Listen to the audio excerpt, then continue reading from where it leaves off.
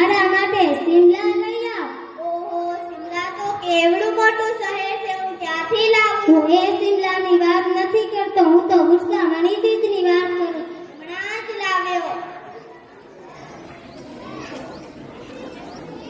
ધનજીભાઈ, મને શિમલા આપો તો.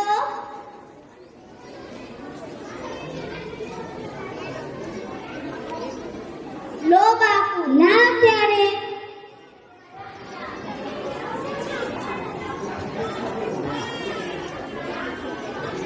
અરે, આ તો મારા બાપુ ખાય છે. અહીં આગળ પડી છે, લે ને હું પણ ચાખી લઉં. સરસ, ખૂબ મીઠી છે. અજ્જા, ઓ અજ્જા. શાળાનો સમય થઈ ગયો છે. હા, તમને ખબર છે મારા બાપુ શિમલા ખાય છે? એમાં મારી શું વાત? મેં પણ ખાધી, મને ખૂબ સરસ લાગી. મારે પણ ખાવી છે. ચાલો ધનજીભાઈની દુકાને. શાળાનો સમય થઈ ગયો છે. પેલો પિન્ટુ તો બાકી છે, ચાલો પિન્ટુને બોલાવા. તમારે જાઓ, મારે તો ફી બાકી છે, હું અત્યારે નહીં આવું. હું સાહેબને કહી દઈશ, તું ચાલ. થોડી વાર રહો.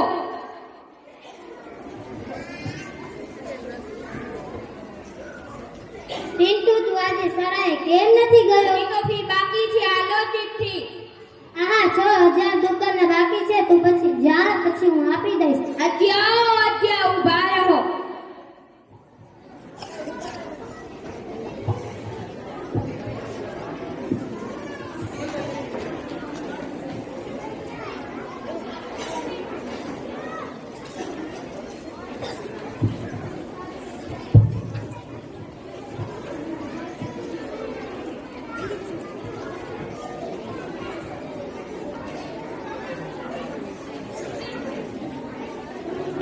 Good morning sir. Very good morning, બેસી જાઓ.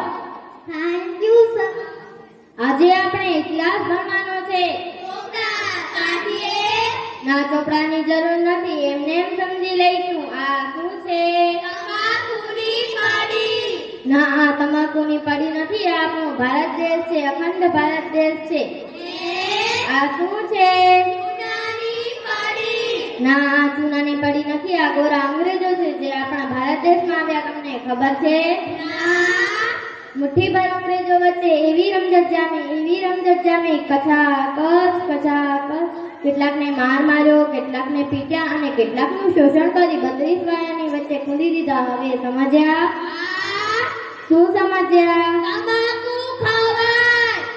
ના, તમાકુ ન ખવાય. આપણા આ સમાજના કેટલાક ગામડા અને શહેરના લોકો તમાકુ ખાય છે.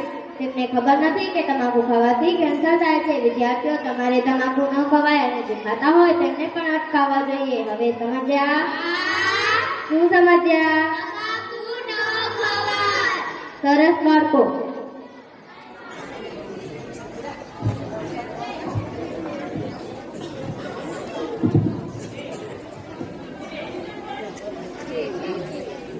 ચાલો ધનજીભાઈની દુકાને. સાહેબે ના પાડી છે પડીઓ ખાવાની. તમારે જા, અમે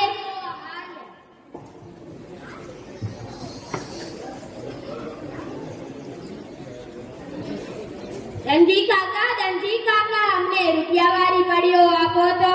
રૂપિયાવાળી પડી તો ઘણી બધી છે. તમારે કઈ જુએ છે? શિમલા, ગુટકા કે મણીચીજ? તમારે કઈ જુએ છે?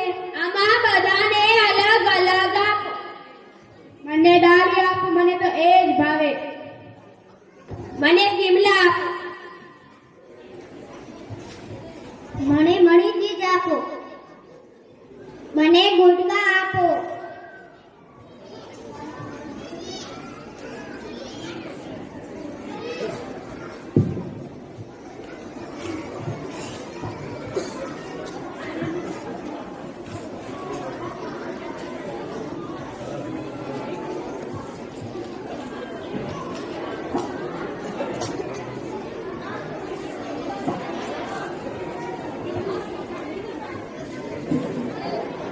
Thank you.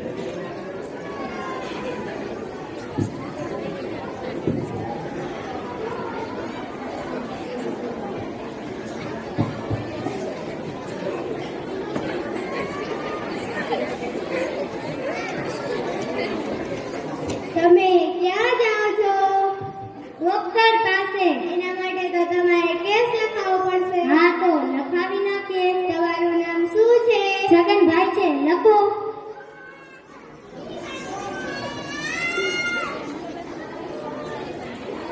જાઓ, તમારો નંબર આવ્યો.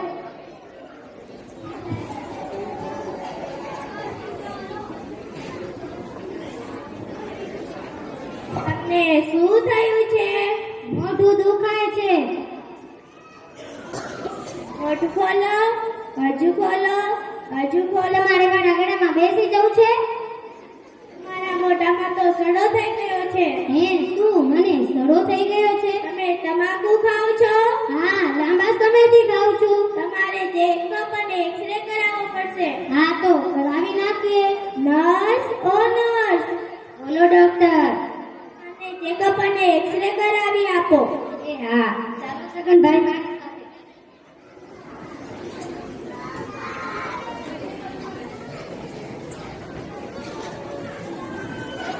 બેસી જાઓ. થોડા વ્યવસ્થિતથી બેસો. તમે દૂર બેસા જાઓ. હજુ વ્યવસ્થિતથી. મોઢું ખોલો.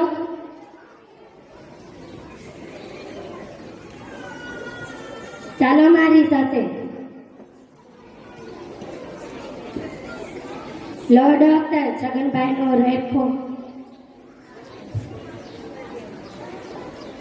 અરે રે છગનભાઈ, તમને તો કેન્સર થયું છે. એ શું, કેન્સર એટલે શું? કેન્સર એટલે મોટી બધી બીમારી, તેથી માણસ મરી જાય છે. કેન્સર એટલે ગંભીર બીમારી છે, તેનાથી માણસને ખૂબ નુકસાન થાય છે. તે થાય એટલે માણસ આર્થિક અને સારી રીતે નુકસાન થાય છે. કેન્સર રોગ તેના નામ મુજબ થાય એટલે માણસને કેન્સર કરીને જ જપે છે. આ બીમારી થયા બાદ માણસ ટૂંક સમયમાં મૃત્યુ પામે છે. એ શું, હવે હું મરી જાય?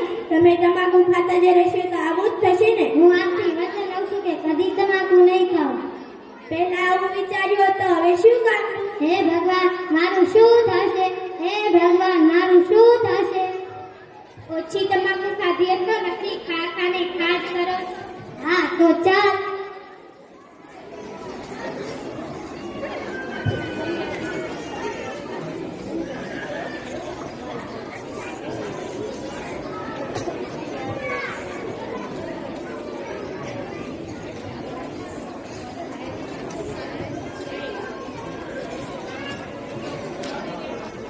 હસમુખ, તને ખબર છે મારા પપ્પાને કેન્સર થયું? શું ખાવાથી? કડીઓ ખાવાથી. તને તુલસી અને સમૂહને પણ થશે ને? શું ખબર મૂકવું પડશે? કાલે સારામાંથી ચિઠ્ઠી આવી છે, એના 16,000 ભરવાના છે અને આના પણ ભરવાના છે.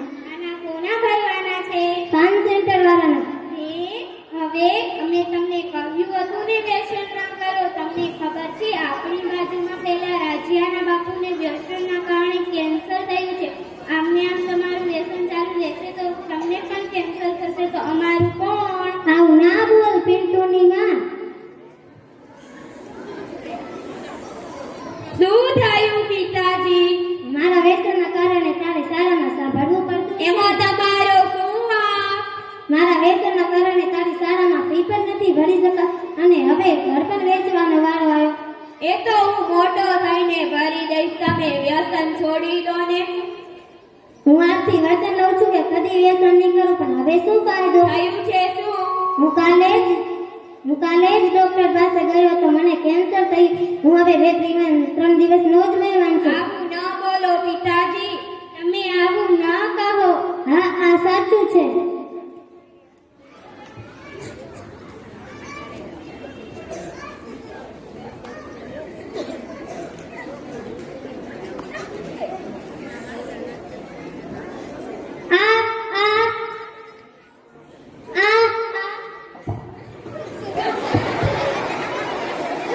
શું થયું પિતાજી? શું થયું પિન્ટુના બાપુ? શું થાય? હવે મારા બાપુ નથી, આપણને છોડીને ચાલ્યા ગયા. અરે રે, હવે અમારું શું થશે? તમારા સિવાય અમારું કોણ આ દુનિયામાં?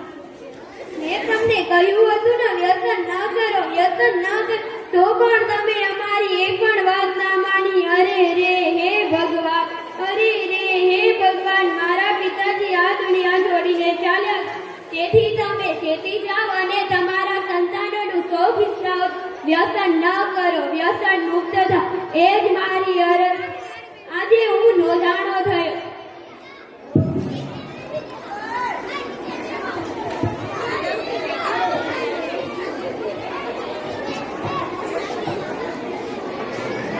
અરે રે મિત્ર, તમે રૂપિયાવાળી પડી કેમ લેવા નથી આવતા? તમે આવડા મોટા થઈને અમને પડીઓ ખાતા શીખડાવો છો.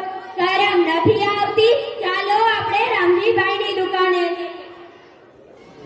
શું લેવું છે બાળકો? મને લીલા વટાણા આપો. મને વટાણા આપો. મને ડાળિયા આપો. હાલો. મને ડાળિયા આપો. હાલો. મને બિસ્કુટ આપો. હાલો.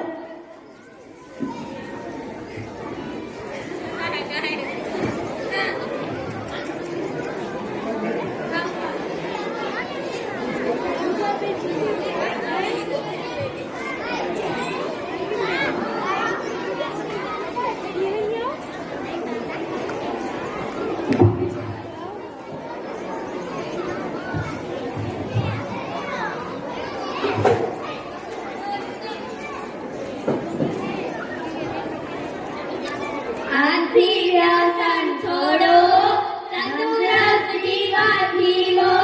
વ્યસન